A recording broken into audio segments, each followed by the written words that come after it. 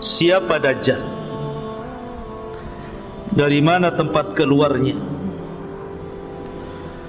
kemudian kenapa para nabi takut akan keluar Dajjal,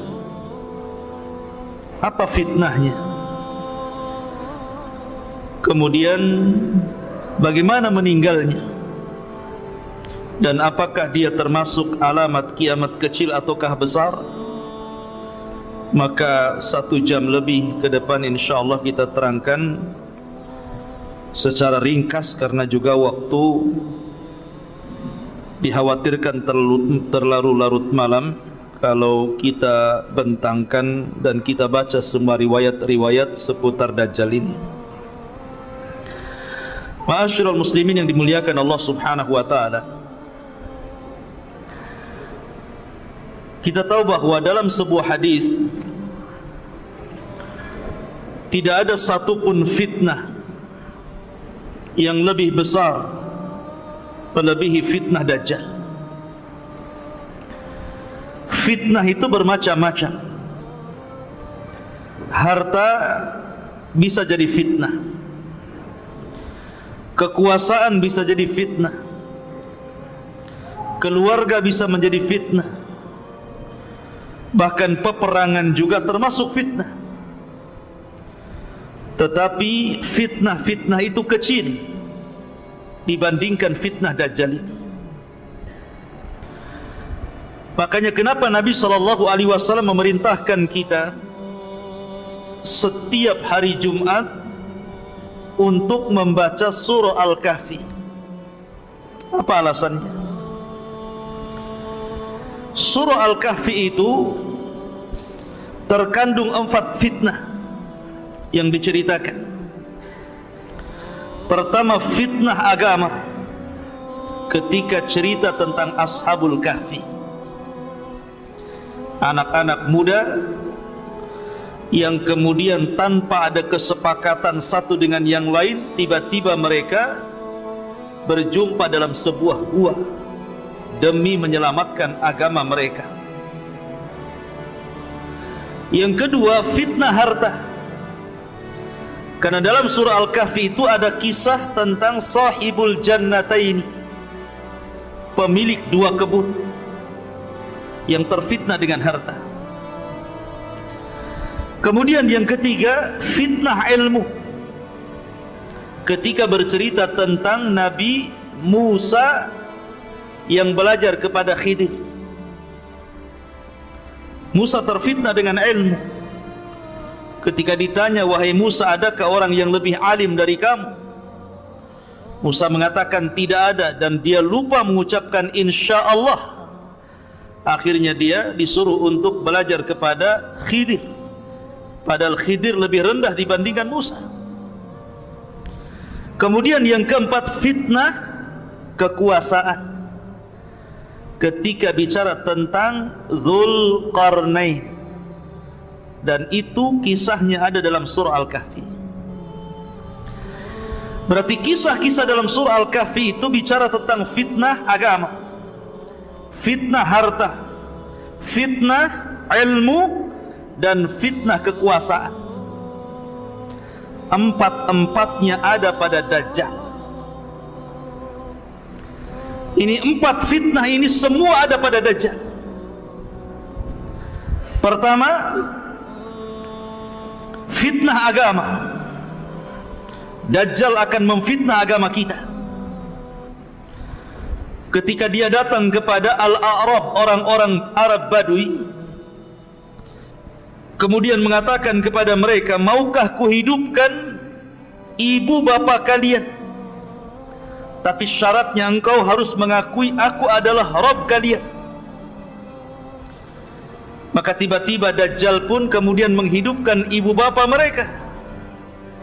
Tiba-tiba ibu bapa mereka mengatakan kepada anak-anaknya, ya bunai, wahai anakku, ikutilah orang ini, maksudnya Dajjal. Fa innahu rabbukum, karena dia Rabb kalian. Akhirnya orang-orang Arab Badui pun menyembah Dajjal, terfitnah agamanya. Lihat. Yang kedua, fitnah harta. Karena kemunculan Dajjal itu sebelumnya terjadi kekeringan yang luar biasa. Tahun pertama tidak ada hujan sepertiga langit, dan Allah juga tidak menumbuhkan tumbuh-tumbuhan sepertiga bumi. Tahun kedua Allah subhanahu wa ta'ala menahan 2/3 langit, maka Allah tahan juga 2/3 bumi untuk tidak tumbuh-tumbuhan.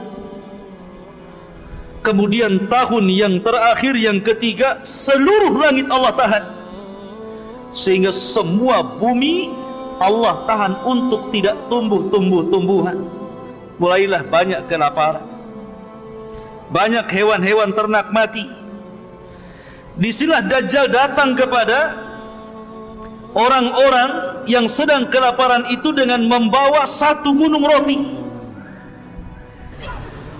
Siapa yang ingin mendapatkan makanan, terhindar dari kelaparan, tanahnya kembali disuburkan, kemudian ternak-ternaknya kembali digemukkan, maka harus mengakui Dajjal Tuhan. Lihat, terfitnah dengan harta. Akhirnya hanya karena menerima pemberian Dajjal, mereka pun akhirnya mengakui Dajjal adalah Tuhan. Terfitnah dengan harta. Kemudian yang ketiga, terfitnah dengan kekuasaan. Sebagaimana Dzulqarnain menguasai dunia, kemudian juga Sulaiman menguasai dunia, maka Dajjal juga sama. Tidak ada satupun bumi kecuali diinjak Dajjal. Walaupun waktunya hanya 40 hari, 1 hari seperti setahun, 1 hari bagikan 1 bulan, 1 hari seolah-olah 1 Jumat, 1 minggu, dan hari-hari berikutnya sama dengan hari-hari kalian. Selama 40 hari ini tidak ada satupun tanah kecuali diinjak Dajjal. Dan Dajjal sampai ke daerah kutub yang 1 harinya sama dengan setahun, sampai ke daerah kutub yang 1 harinya sama dengan sebulan, sampai ke daerah kutub yang 1 harinya sampai dengan 1 minggu. Dan Dajjal lebih banyak tinggal di hari-hari yang normal seperti hari-hari yang kita jalani. Tidak ada satupun tempat. Dajjal berhasil menguasai bumi. Dia berkuasa terhadap bumi ini, kecuali Mekah dan Madinah dan Masjidil Aqsa serta Masjid Tur. Ini 4 tempat tidak mungkin dimasuki Dajjal. Mekah dan Masjidil Haram, Madinah dan Masjid Nabawi, Masjidil Aqsa dan Masjid Tur, markasnya kaum muslimin, tempat bersembunyinya Imam Mahdi dan kaum muslimin dari kepungan Dajjal. Masjid Tur. Ya. Tetapi selain 4 tempat ini semua diinjak Dajjal, termasuk ke Batam, termasuk ke Batam, termasuk ke Tiban, termasuk ke Tiban, termasuk ke Bengkong sana. Mana lagi? Semua akan diinjak Dajjal, dan ini fitnah kekuasaan. Kemudian yang keempat, fitnah ilmu. Karena kalau orang itu menghadapi Dajjal dan tidak punya ilmu, maka dipastikan dia akan menjadi pengikut Dajjal. Dipastikan orang-orang jahil akan mengikuti Dajjal. Makanya Nabi SAW bersabda gimana? Kata Nabi SAW, seandainya Dajjal keluar, kata Rasul, in yakhrujud Dajjal wa ana fikum fa ana hajijuhu dunakum. Kalau seandainya Dajjal keluar kepada kalian dan aku masih hidup, kata Rasulullah, aku yang akan membunuhnya. Wa iya khruj fikum walastu fikum, tapi kalau Dajjal keluar kepada kalian sementara saya tidak ada lagi di hadapan kalian, saya sudah meninggal. Fa kullu mri'in hajiju nafsihi, maka setiap jiwa harus menghadapi Dajjal masing-masing, dan tidak ada perlindungan kecuali perlindungan Allah. Karena tidak ada yang bisa mengalahkan Dajjal kecuali seorang Nabi. Ada perang lagi di sini. Perang. Ya. Jadi di sini Dajjal oleh Nabi SAW diancam, kalau Dajjal itu keluar sementara aku hidup, aku yang akan membunuhnya, aku yang akan menghadapinya.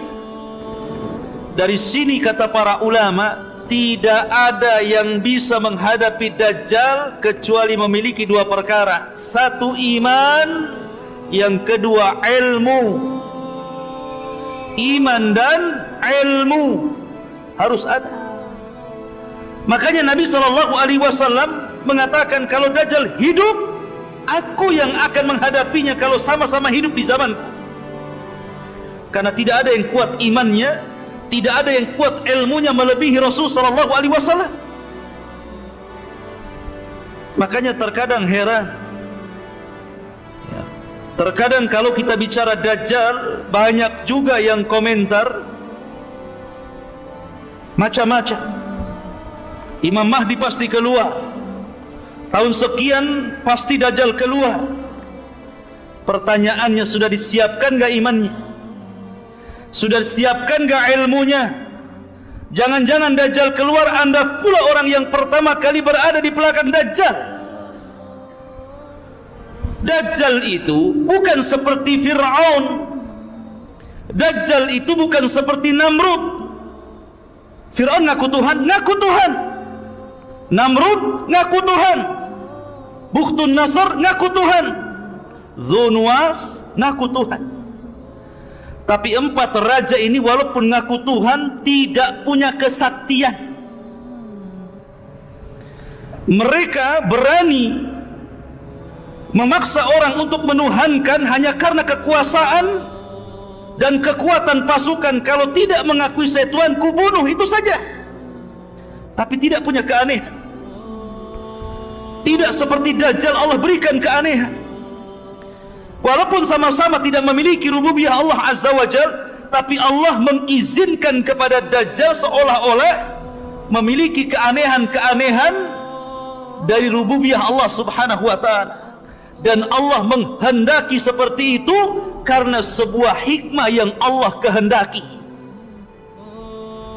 Dari situlah para nabi takut dengan fitnah Dajjal ini. Bahkan tidak ada satupun nabi yang menginginkan Dajjal itu keluar pada kaum mereka masing-masing. Tidak ada yang mau para nabi itu. Jangan sampai Dajjal hidup di zaman Nabi Nuh, kata Nuh. Jangan sampai Dajjal keluar di zaman Nabi Musa, kata Musa. Semua para nabi takut kalau Dajjal itu muncul di zaman mereka. Dari situlah maka Nabi SAW bersabda dalam sebuah hadis. Kata Nabi SAW, "Ma min nabiyyin illa hadzara qaumahu min fitnatil masihid dajjal." Tidak ada satupun nabi sejak zaman Nuh alaihi salatu wassalam sampai Nabi SAW kecuali semua memperingatkan umatnya akan bahaya Dajjal. Para nabi takut. Kalau boleh Dajjal itu jangan muncul pada kaum mereka, karena itu akan membahayakan akidah umat-umat mereka. Karena digambarkan oleh Nabi SAW setelah meninggalnya Rasulullah, kemudian umat ini semakin jauh, semakin jauh. Kata Nabi SAW dalam hadis Anas bin Malik radhiyallahu an, "Walladzi nafsi biyadihi, demi zat yang jiwaku berada di tangannya, la ya'ti zamanun illa walladzi ba'dahu syarru minhu." Tidak ada sebuah zaman yang datang kecuali setelahnya pasti lebih buruk daripada sebelumnya.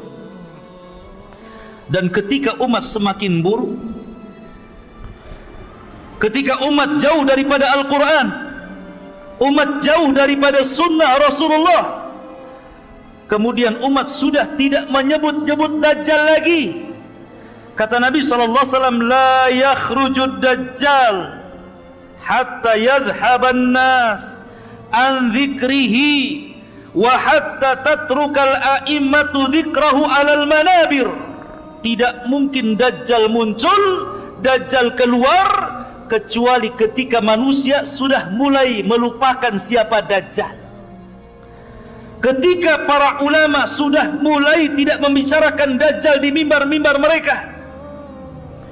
Kata Nabi SAW, la yakhrujud dajjal. Tidak mungkin dajjal keluar sampai betul-betul dilupakan manusia. Orang sudah tidak kenal dajjal, tidak pernah diceritakan, tidak pernah didongengkan bagaimana bahayanya, bagaimana cara menghadapinya. Orang sudah tidak kenal.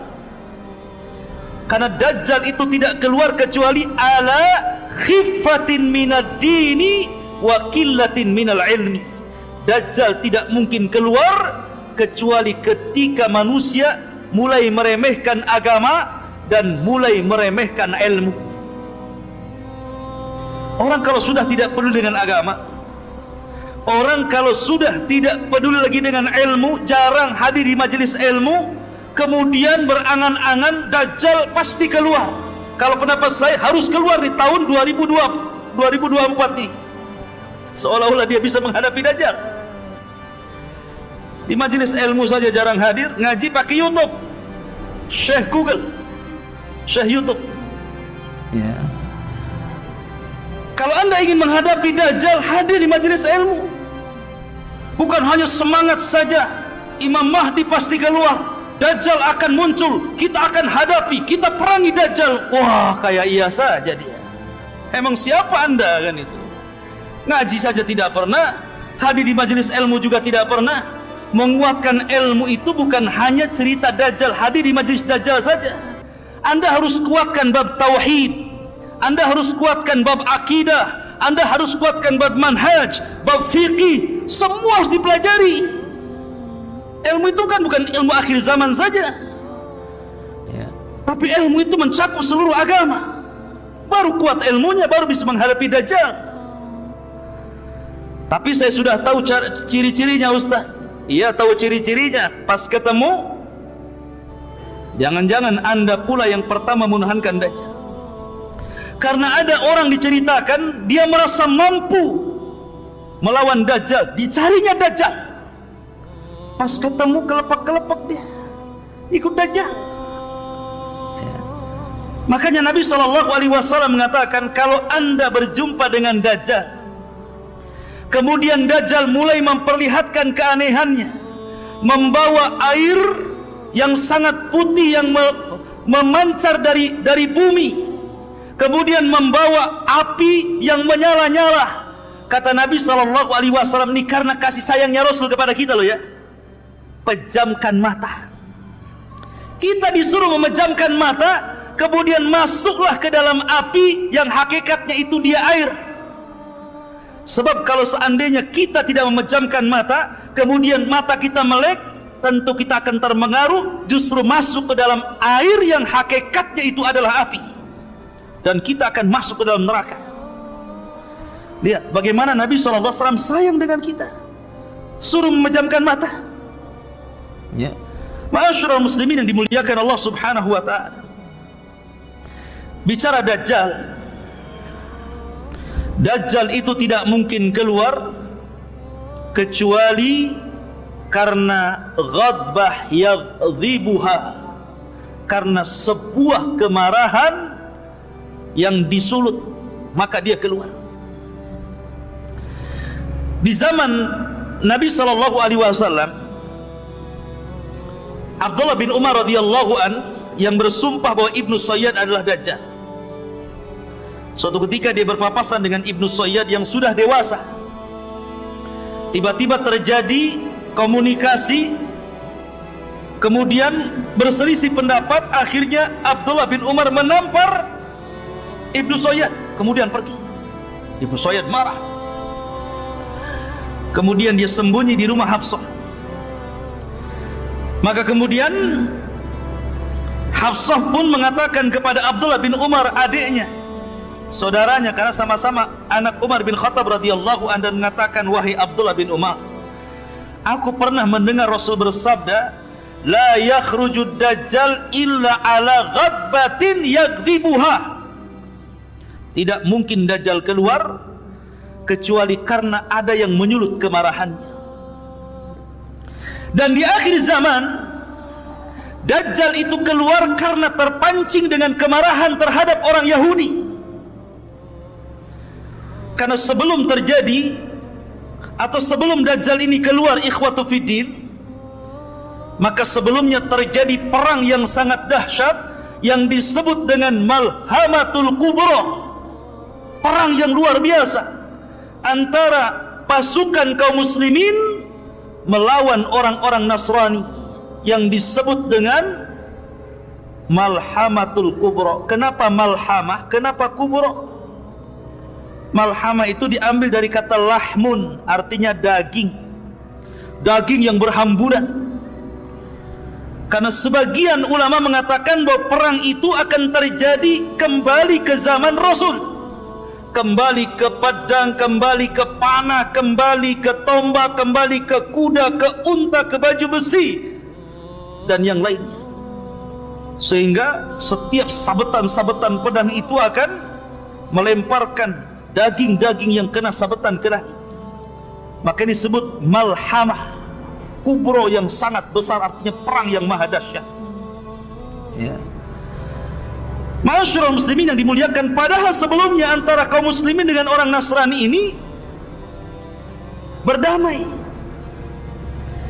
untuk memerangi musuh-musuh di belakang mereka. Tapi kemudian setelah musuh itu dikalahkan, tiba-tiba orang Nasrani mereka berkhianat, kemudian mengatakan ghalabas salib, ghalabas salib, salib telah menang, salib telah menang. Maka marah orang Islam dan mengatakan balillah ghalab, Allah yang menang, bukan salib yang menang. Maka dibunuhlah orang Nasrani itu. Terjadi kekacauan, tidak terima, akhirnya berhadap-hadapan, terjadilah siap peperangan yang sangat dahsyat. Itulah Armageddon, atau dalam bahasa kita Malhamatul Kubra. Lah orang-orang Yahudi itu bersembunyi di Palestina sana. Mereka tidak bersuara dan tidak mengibarkan bendera. Akhirnya kemudian Muslim berperang melawan Nasrani, dan orang Islam berhasil menyerang orang-orang Nasrani sampai ke jantung kota Eropa sana, sampai dimenangkan kaum muslimin. Sampai dijelaskan bahwa ketika peperangan ini dimenangkan, kaum muslimin meletakkan senjata-senjata mereka di pohon zaitun. Maka melihat orang Yahudi ketakutan, Dajjal marah, dan tidaklah Dajjal keluar kecuali bi ghadbatin yaghdhibuha, karena kemarahan yang disulut orang-orang Yahudi. Marah Dajjal kepada orang Yahudi, kenapa kamu diam saja, gitu bahasanya. Maka bangkitlah Dajjal. Dari mana Dajjal? Dalam hadis yang sahih, keluar dari Khurasan. Di mana Khurasan? Di Asfahan. Di mana Asfahan? Di Iran. Di situ sudah ditunggu di kampung Yahudi 70.000 pasukan orang-orang Yahudi Asfahan, lengkap dengan atribut Yahudi di kepalanya. Alaihim toyalis, kata Rasulullah. Maka Dajjal pun keluar antara Irak dan Syam. Mulai dia membuat fitnah. Syekh Utsaimin rahimahullahu ta'ala menyebutkan dalam kitab Syarhul Mumti, Dajjal ini awal keluarnya tidak langsung aku Tuhan. Dia pura-pura jadi orang baik, pura-pura jadi ahli ibadah, pura-pura ngaku Muslim, supaya bisa mendekati orang-orang. Lama-lama ngaku Nabi. Maka orang-orang pun kemudian menjauhi Dajjal ini, karena orang-orang Islam mereka sangat yakin tidak ada nabi, la nabiyya ba'di, tidak ada nabi sepeninggal Rasul sallallahu alaihi wasallam. Ketika tidak laku ngaku nabi, maka Dajjal mulai mengaku Tuhan. Ketika dia mulai mengaku Tuhan, itulah mulai nampak ciri-ciri fisik Dajjal yang disabdakan Nabi SAW. Apa ciri fisiknya? Mulailah Dajjal nampak ciri fisiknya, rajulun, seorang laki-laki, syab, anak muda, ahmar, kulitnya kemerah-merahan, qasir, orangnya pendek, gemuk, kemudian afhaj, kakinya bengkok, ja'dur ra'si, rambutnya keriting, ajlal jabhah, kemudian dahinya lebar, aridatun nahri, bidang dadanya, mamsuhul ainil yumna,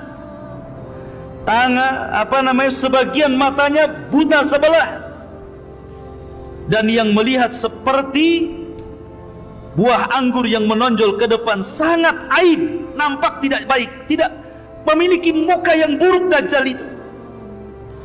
Kemudian di antara kedua matanya tertulis kafara, yaqra'uha katib au ghaira katib, qari au ghaira qari, bisa dibaca oleh orang yang bisa nulis ataupun tidak bisa menulis, oleh orang yang bisa baca ataupun yang tidak bisa baca, akan tertera kafir di sini. Bukan non muslim ya, kafir. Kemudian setelah itu Dajjal tidak mungkin punya keturunan, akim la yulad. Dan Dajjal memiliki kendaraan khimar yang sangat besar. Yang khimar ini bisa berkeliling dunia seperti hujan yang dihempas angin, sehingga mudah untuk kesana dan kemari. Dan diikuti 70.000 area Yahudi Asfahan. Lihat ikhwan, kira-kira tampang yang seperti ini ganteng apa jelek itu? Tampang yang seperti ini gagah atau tidak gagah? Tidak gagah. Jalannya saja bengkok kakinya. Tapi bukan berarti kalau ada orang yang bengkok kakinya, awas Dajjal. Ya. Kemudian matanya cuma satu. Kemudian kriwel. Kemudian tertulis kafir dan nggak bisa dihapus. Ya. Ma'asyiral muslimin yang dimuliakan, lihat, bentuk Dajjal itu jelek. Bentuk Dajjal itu jelek. Tetapi masalahnya bukan itu. Karena Allah Subhanahu wa ta'ala sudah memberikan keanehan-keanehan kepada Dajjal. Dia mampu melakukan apa-apa yang tidak bisa dilakukan manusia. Manusia biasa, tukang sihir sekalipun tidak bisa. Karena dia pakarnya di atas tukang-tukang sihir. Dia rajanya tukang sihir. Bagaimana tidak bisa ikhwatul fiddin dunia ngikut Dajjal? Bukan Dajjal ngikut dunia. Kata Dajjal, hei bumi, keluarkan pembendaharaanmu. Langsung keluar emas, keluar perak, keluar jamrud, keluar perhiasan macam-macam. Ya. Kalau Dajjal mengatakan kepada langit, hujan kamu, maka langit hujan. Kalau dia mengatakan kepadamu, tumbuh kamu, tumbuh. Mau buah apa? Mangga, duren, pisang, apa? Sebutkan. Gimana orang-orang tidak terpikat dengan Dajjal? Walaupun jelek kayak gitu, ya orang-orang tertariklah dengan Dajjal. Maaf ya, apalagi ibu-ibu, itu suka kali sama Dajjal itu. Ya.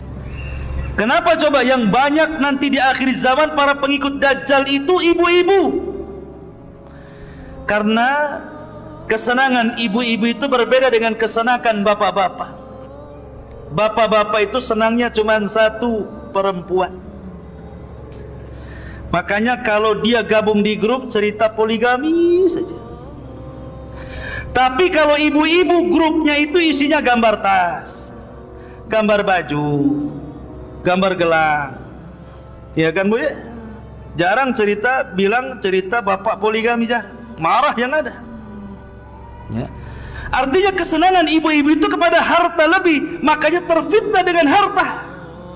Apapun yang dimau ibu-ibu sama Dajjal, mau apa? Mau tas? Merek apa? Semua dikasih. Sehingga karena kejahilannya, karena ta'assubnya, karena mengikuti hawa nafsu dan perasaannya, sehingga para wanita akan lebih banyak menjadi pengikut Dajjal dibandingkan laki-laki. Sampai karena takutnya bapak-bapak kepada ibu, pulang dia, dicarinya anak perempuannya, dicarinya ibunya, dicarinya saudarinya, dicarinya bibinya, dirantai, jangan sampai berjumpa dengan Dajjal.